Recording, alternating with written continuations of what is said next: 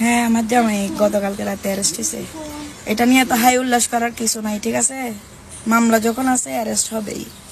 এগুলা নিয়ে এত টেনশন করে দুঃখ প্রকাশ করে কান্নাকাটি করার কিছুই নাই।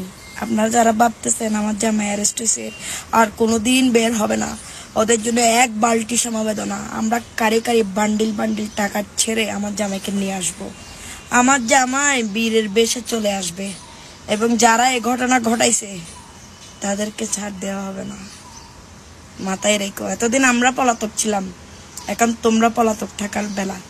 এখন আমার জামাই আইনি প্রক্রিয়া শেষ করে আমার কাছে আসবে, তখন আমার খেলা শুরু হবে।